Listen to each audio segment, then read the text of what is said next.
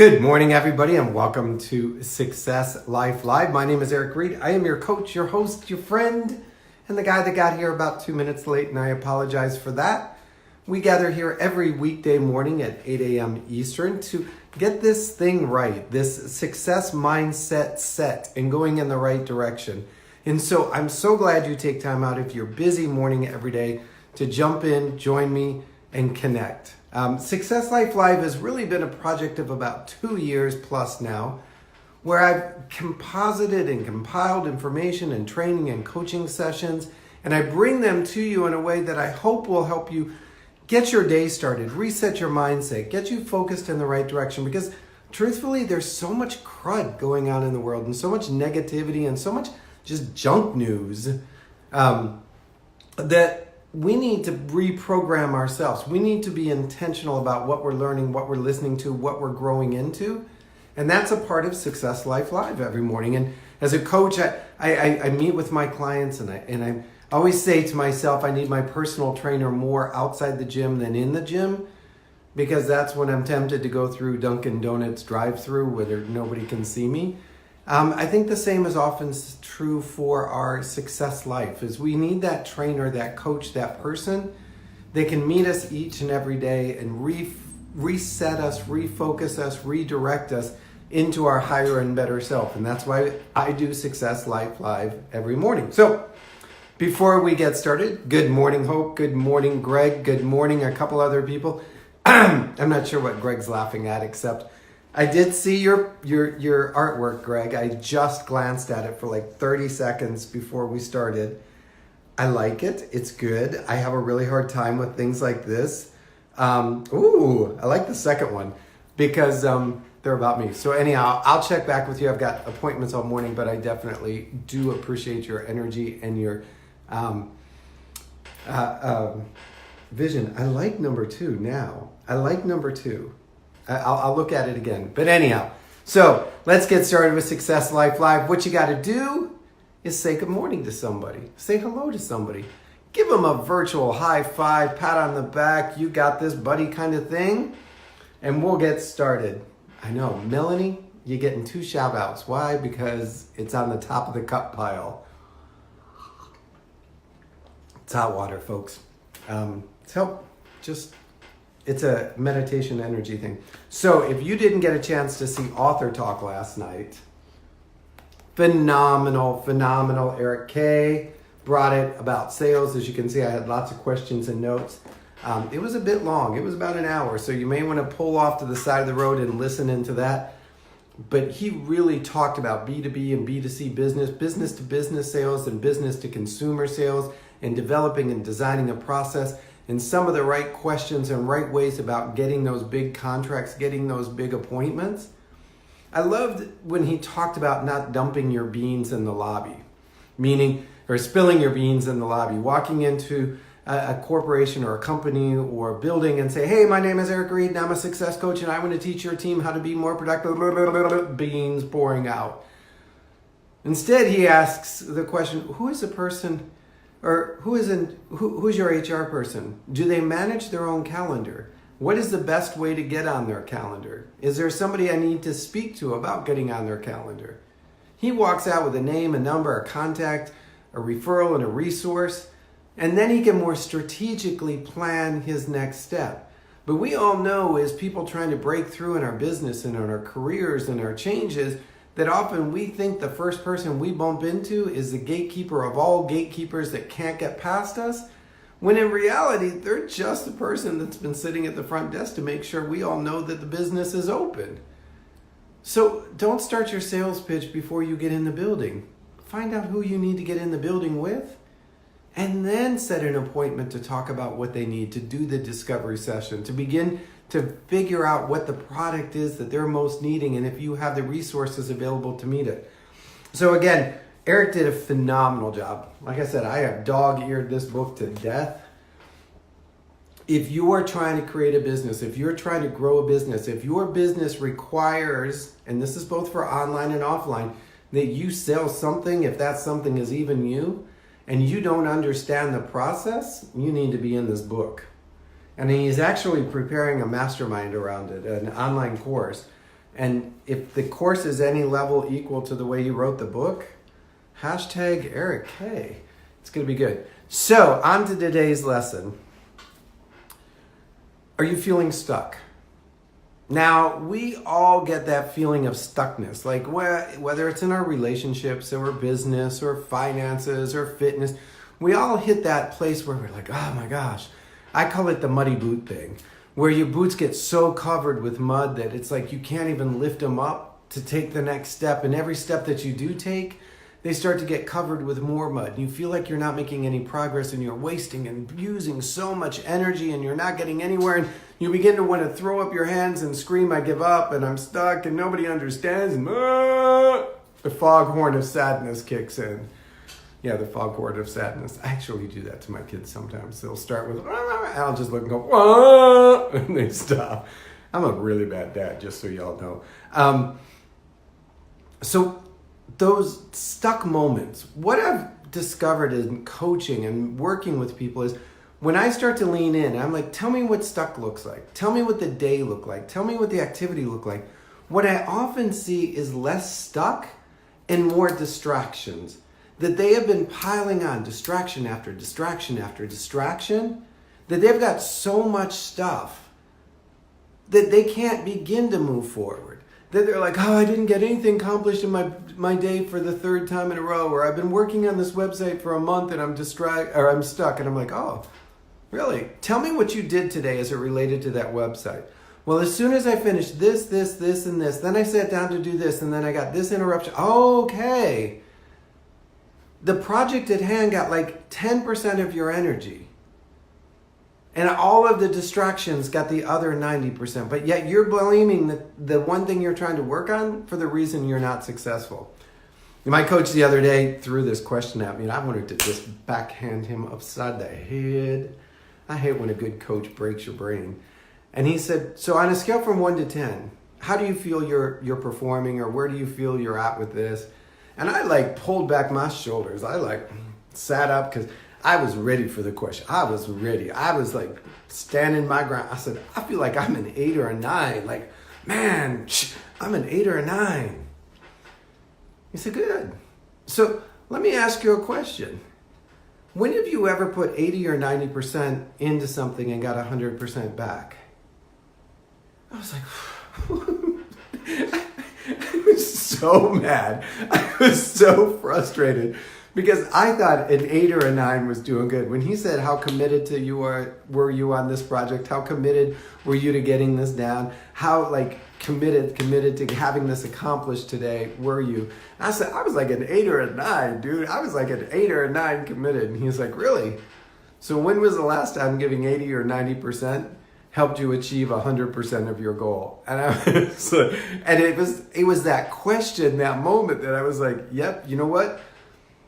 It was that 10%, that 20%, that piece of distractions and lack of commitment and lack of focus that killed the other 80 or 90% that I was feeling good about. It was like that, you know what? It wasn't that I showed up 80%. It was that I didn't show up 100%. Had getting that thing done, that project finished, really had my full commitment, I would have turned off my cell phone. I would have locked my office door. I would have taken the phone off the hook, so to speak. I would have called my friends, family, countrymen, and the president and say, do not disturb. I'm in a very important do or die kind of mission moment. I would have made sure that any and all distractions were locked and barred from my door so that I can be fully committed into what I want to achieve. And I wouldn't have been stuck. I would have been finished. And the same thing happens with our diet. I'll ask somebody, I'm like, and this is going to be my new coaching question. Trust me, if you're one of my coaching clients, it's being thrown at you soon. How committed are you? And if you could answer with that, oh, I'm 80% committed, or I'm 90%, or I'm on a scale from 1 to 10, how committed are you to changing your fitness? How committed are you to changing your relationships? How committed are you to growing your finances, growing your business? On a scale from 1 to 10, how committed are you? Just go ahead, say it out loud to yourself, say it down in the comment. How committed are you? And if you come up with any other number besides a 10, you're going to get stuck. Why? because you're leaving room for those demons of distraction to come in and tear you down, break you apart, ruin your success. So in the morning, when you plan your daytime, or when you write out your schedule, when you create your next whatever list, I want you to take the to-do list. Hey, John Wayne. I have to use the whole name because it is so good. Was that not phenomenal last night? Did he not like bring it on double? So when you're sitting with your to-do list, your project list, your must list, whatever you want to call it, when you have that thing in front of you, I want you to go down and say, how committed am I to this? And if it's a 7 or if an 8, and even if you give yourself a 9 and you're like, yay, I'm a 9 on my commitment scale to whether it's changing my finances, changing my fitness, changing my relationships, my business, whatever. If you like rock it with a 9, sorry, dude, it's not enough. Because that 10%, that unfinished, that just because you're 90% committed does not mean you're going to get a 100% result. No, you got to be a 10 on a 10, because if we leave room, any amount of room, those demons of distraction will start to sneak in and they will start to tear apart, and then you will begin to feel stuck and you'll begin to feel as if you're not making progress. And it's like, oh my gosh, I can never get this done. This has been on my project list. Why? Because you were only 99% committed or 90% committed. Those demons of distractions that show up, like Facebook, like email, like, oh, I need to go do more research, or I need to go talk to a friend, or I need to go compare myself to somebody else. And if it's in our fitness, it's, the things that we buy for our spouses or our kids that clutter our cabinets that we start to eat when we have one of those stuck moments. It's in our finances when we start to say, well, I've got this big contract, I got this big opportunity, next month I'm going to get paid more, or, well, I cut the cable bill out, so that really gives me $30 more a month in my budget, so I could go ahead and spend 40 or 50. No, those demons of distraction are where stuckness starts to get into our business plan, our relationship, into our life. Just talking a little bit more, but anyhow, he's in the house, y'all. Just give him a thumbs up and applaud and well done. So as my coach had asked me when he said, so let me ask you, on a scale from 1 to 10, how committed were you? Or how committed are you? And I thought I was doing really good. I thought I was nailing it. I thought I was like, gee, this is going to sound so sweet when I give him an 8 or a 9, because I was thinking if I gave him a 5 or a 6, he'd be like, see, you're not committed. That's why it's not happening. But when I came back with an 8 or a 9, when I said I've got an 8 or a 9 level commitment, I thought I was going to get applause. And he said, well, when was the last time you gave 80 or 90% and got 100% return? It doesn't work that way. It's mathematically impossible. If you're feeling stuck, if you're feeling trapped, if you're feeling as if you've got that muddy boot thing, it's probably because you're not a 10 on 10 commitment. I'm not saying resourced, motivated. I'm saying committed. I'm saying, what are you committed to? And if you're just filling up your daytimer, your to-do list, your project board with things that you think other people need to see in it, and your commitment level is below standard on it, 10 is the standard, yeah, you're going to get stuck. You're going to get trapped. You're going to let that grayness begin to filter down and flood over you.